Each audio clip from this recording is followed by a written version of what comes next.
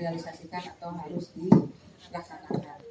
Jadi tadi juga sudah banyak contoh yang disampaikan oleh Bu Beni. Kalau ada yang tertarik dengan bisnis bidang kuliner, bikin bakwan, bikin donat, juga tadi ada beberapa ibu-ibu yang lagi berusaha usahanya di bidang seperti ada yang bensin tadi ya, kemudian ada juga yang jual sayur. Ya apapun itu bisnis, ya orientasinya itu adalah untuk memperoleh keuntungan, ya kan? Nah, terkait untuk bagaimana memaksimalkan keuntungan dari usaha kita, salah satu kunci keberhasilannya adalah bagaimana kita bisa memenuhi apa yang dicari oleh konsumen.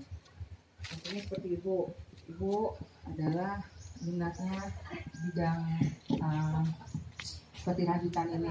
Nah, kira-kira modal seperti apa yang disenangi oleh konsumen? Bukan modal yang disenangi oleh kita.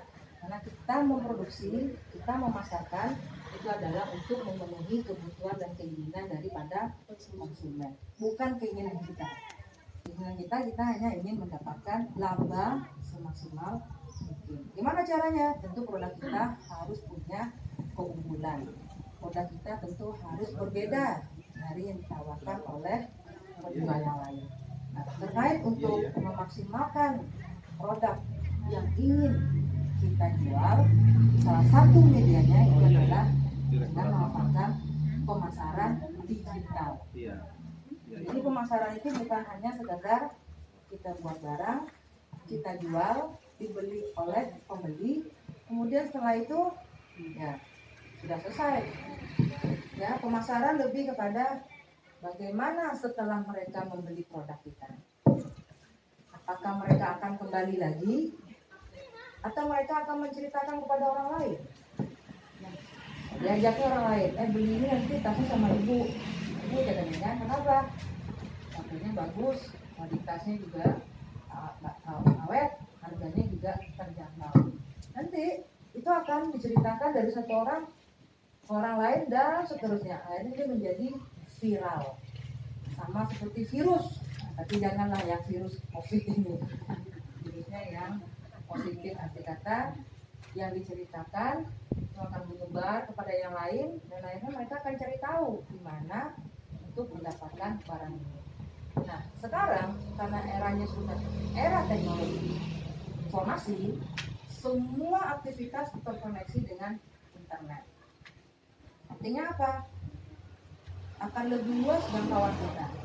Dulu sebelum ada WhatsApp, dulu sebelum ada Facebook, Instagram, mungkin beberapa daripada ibu-ibu sering dengar namanya, ya.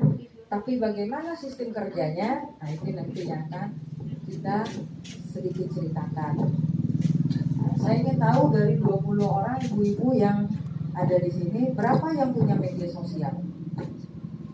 Facebook, Instagram, ibu satu. Boleh ibu tahu media sosialnya apa, Bu? Yang ibu miliki? Facebook, Instagram? WhatsApp, ya. WhatsApp juga masuk. Apakah di sini sudah, mungkin saya tidak tanya Facebook atau Instagram, WhatsApp? Berapa di antara yang ada di tempat sekarang ini yang tidak punya WhatsApp? Yang tidak punya? Kita semuanya banyak. Berarti kan bisa dikatakan hampir, bukan sebagian besar lagi, hampir 90% itu semua sudah memiliki media sosial. Ya, selama ini WhatsApp kita gunakan hanya untuk berkomunikasi. Padahal sebenarnya WhatsApp itu pun juga kita bisa jadikan sebagai media untuk memasarkan produk. Bagaimana caranya? Yang mungkin nanti Pak Arif secara teknis akan membantu ya menjelaskan bagaimana cara untuk mengupload barang nanti di media sosial. Tapi bukan di WhatsApp, mungkin di media sosial lain seperti Instagram. Kenapa? Karena tadi WhatsApp itu dia punya bagian produk yang berbeda. Dia perusahaannya yang punya itu Facebook. Nah, untuk itu WhatsApp ini yang kita biasa pakai ini WhatsApp untuk individu. Yang untuk jualan itu namanya WhatsApp bisnis. Nah, WhatsApp bisnis itu ada membayar semacam fee untuk perusahaan.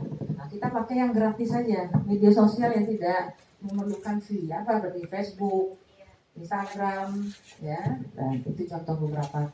Maka juga ada di semacam di Google, ya. Google ini tapi itu agak sedikit complicated. Kita pakai yang paling simpel. Nah, sebelum kita masuk kepada bagaimana cara nanti kita mengupload, kebetulan mungkin Bapak Ibu sudah dapat bahan presentasinya, ya, bahwa sebenarnya di dalam pemasaran digital kita itu tujuannya adalah bagaimana untuk bisa memperluas ruang lingkup dari produk yang dijual.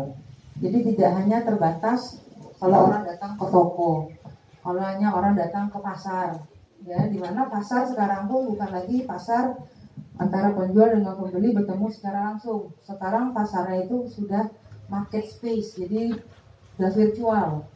Dulu mungkin konsepnya orang ke pasar, ya, ke pasar benar-benar pasar tradisional.